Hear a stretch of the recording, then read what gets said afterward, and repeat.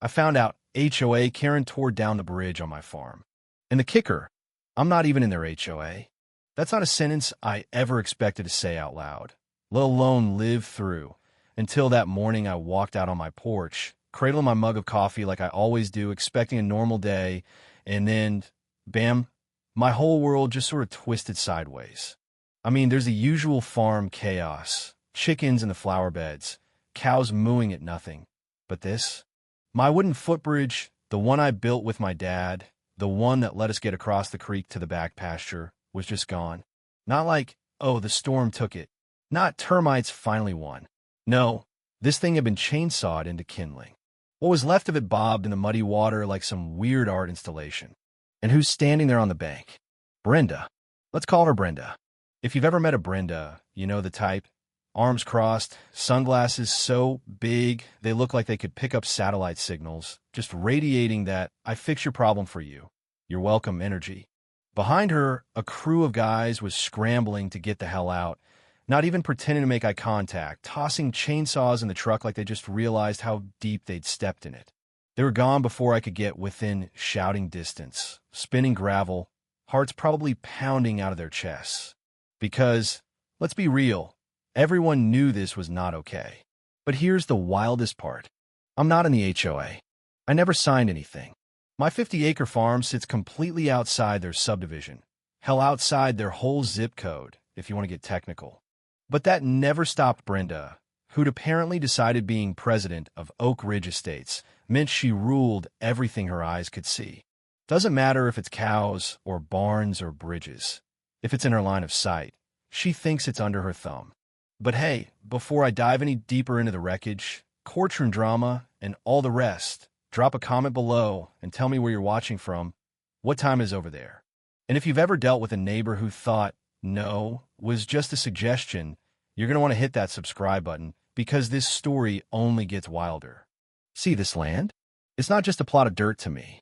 My great-granddad bought these 50 acres back when a paved road was a rumor and the idea of a homeowners association was about as real as unicorns. There's history in the ground, old fence posts my grandpa hammered in, the barn my dad rebuilt after a tornado, and all the stories wrapped up in those crooked trees and sagging gates. I always figured it'd stay simple, predictable. But everything shifted the day developers flattened the ridge next door and threw up Oak Ridge Estates, one of those neighborhoods where every mailbox matches, the lawns are surgically perfect, and they've got rules about what color your curtains can be. Didn't bother me at first. I thought, live and let live. If folks want to drop $500,000 on a box that looks like every other box, fine. Then the HOA letters started coming. First, they complained my cows made too much noise. On a farm. I laughed so hard I nearly dropped my iced tea. Sent back a note. Cows moo. That's what they do. Thought that'd be the end. It wasn't. Pretty soon, I'm finding notices taped to my fence, saying my cattle were leaving too much waste near their precious property line. Never mind that my fence was there 4 decades before their houses even existed. And every time I ran into one of these new neighbors out checking my fences, I'd try to be nice. I'd say, look, this isn't a petting zoo. Farms are messy. That's life. Most folks nodded, shrugged, went about their day. Not Brenda, though. She's got that stare, the kind that makes you want to check your zipper. First time she walked onto my land, she didn't even say hello, just marched up with her hands on her hips and declared, "Your barn is an eyesore. This barn's been here longer than I have. The peeling paint is affecting the neighborhood's look," she said, like she was some kind of HGTV host. I told her, politely as I could, "This isn't your community, and my barn's none of your business." She just pursed her lips so tight, I thought her face might cramp. That's when I should have known. Everything visible from HOA land is under HOA concern. That was her motto.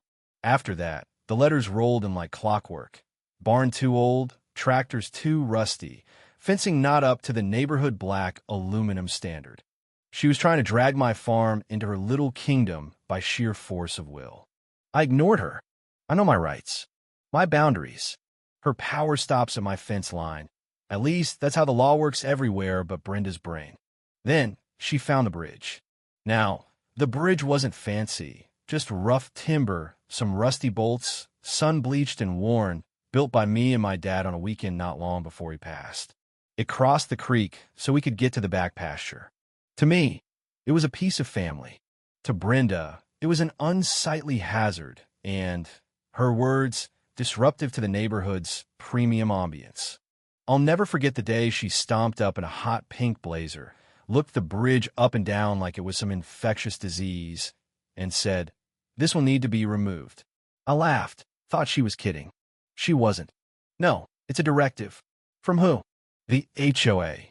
I said, "I'm not in your HOA, Brenda." She didn't miss a beat. "Anything visible from HOA property falls under HOA regulation. That's Brenda logic for you. But if I can see it, I own it rule." I told her this bridge is staying. Step over that creek again, and I'm calling the sheriff. She didn't yell or threaten, just smiled coldly, like a cat who just found the birdcage unlocked. And after that, things got real weird. A week before the bridge came down, I noticed strangers poking around by the creek, clipboard, reflective vest, taking photos. Then, HOA board members with binoculars on their balconies, not even hiding. Then I got the final letter, bold red text, final notice, unsafe structure. Demanded I take down the bridge immediately for public safety and design cohesion. I rolled my eyes and tossed it. But I should have seen it coming. Brenda wasn't the type to let go. The night before the incident, the farm felt wrong. Too quiet. The kind of quiet where you know something bad's about to happen. And sure enough, next morning, I heard the growl of chainsaws. When I came around the bend and saw those guys hacking my bridge to pieces, Brenda supervising, looking downright gleeful, something snapped in me. This wasn't just about wood and nails. They were tearing up a memory. The men doing the cutting weren't from around here. They looked nervous, like they knew they shouldn't be there. Brenda, though, didn't flinch. When she saw me, she actually smiled bigger. "Good morning," she said, like we were chatting about the weather. "What do you think you're doing?" I shouted, probably louder than I meant. "Removing an unauthorized structure," she said, cool as you please. "For the safety of the community." I told her she was trespassing, and she just shrugged. It was visible from HOA property. That was her get-out-of-jail-free card for everything. I pulled out my phone. I'm calling the sheriff. The second the workers heard that, they bolted, jumped in their trucks, tore off so fast they almost hit each other. Brenda didn't move, didn't yell after them, just watched them go. "You're making this harder than it needs to be," she told me. But the bridge, my bridge, was in pieces. That's when I stopped feeling annoyed and started feeling determined. Brenda had finally crossed a line I couldn't ignore. I took photos of everything, splinters in the creek, muddy footprints, fresh sawdust, the whole scene. Then I called the sheriff. And my lawyer, Vance, who's got the patience of a saint and the bite of a pit bull. "HOA trouble?" he asked. "Worse," I said. "HOA Karen took out my bridge. On land that isn't even hers." He actually sounded happy. "That's a detail that matters," he said. While Vance started drafting a demand letter, Deputy Morris showed up, big guy, no nonsense. Looked at the wreckage and whistled. "Looks deliberate." HOA hired a crew. Brenda supervised. "I got on video." Morris nodded, asked if I was in their association. "Not even close." "Then they don't have a leg to stand on," he said. "This is criminal damage." Later, I found a contractor's ID badge in the grass. I called the company, hinted I'd be turning it over to the sheriff. The foreman cracked, admitted Brenda hired them, told them the land was HOA property, that the bridge was abandoned. She lied. That's not just overreach, that's fraud. Next morning, I found a note at my gate. No stamp, just Brenda's handwriting. "We will not pay you a single cent." She ranted about the bridge being illegal, a danger, and finished with a threat. Any future structures visible from the HOA community will be removed without warning. "We will conduct regular inspections." On my land. Sent that to Vance. "Excellent," he wrote. "This proves malice and premeditation." But the real twist came a week later. HOA meeting, which I obviously wasn't invited to. But Hank, a neighbor who hates Brenda almost as much as I do, recorded it. Brenda stands up, waves her papers, and claims, into a microphone, that the HOA has jurisdiction over all land visible from the community. The room goes wild. Somebody shouts, "That's not how the law works." Her own board members look sick. She just handed us the case. Vance laughed when he heard the recording. "We're filing today." But Brenda wasn't done being Brenda. 3 nights later, my dog Ranger goes ballistic. I go out, flashlight in hand, catch 2 figures creeping near the property line, clipboards out. "You planning on returning something you stole?" I shout. They claim they're inspecting for the HOA. I tell them to get lost or get the sheriff. Next day, Brenda files for an injunction, accuses me of building dangerous structures and threatening the community. Desperate, reckless, lands us all in court. Court day. Brenda shows up dressed for the Oscars. Pink blazer, pearls, heels. Board members trail after, looking miserable. Judge Miller, sharp, no nonsense, presides. Vance lays out her case. Photos, video, contractor confession, threatening letters, Hank's recording. Brenda stands up, all confidence. "I was acting in the best interest of my community," she says. Judge cuts her off. "You destroyed private property not under your jurisdiction." Brenda insists it was visible. Therefore, it's under our standards. The judge just stares. "Visibility does not equal ownership, Miss Harris." Then, she asks why Brenda did it. Brenda snaps, "Because it was ugly." The courtroom goes dead quiet. Even Vance pauses. The judge asks the board if they authorized it. One man stands. "No, we were told the bridge was on HOA land." Brenda said she checked. "Showed us a map." They hand over the map. Judge takes one look. "This map's been altered. The boundary's 50 feet onto the plaintiff's land." Brenda turns ghost white. The judge is done playing. "You misrepresented legal boundaries to justify destroying private property. That is deception." Ruling comes down, full victory. HOA on the hook for damages, debris removal, legal fees. $8,000.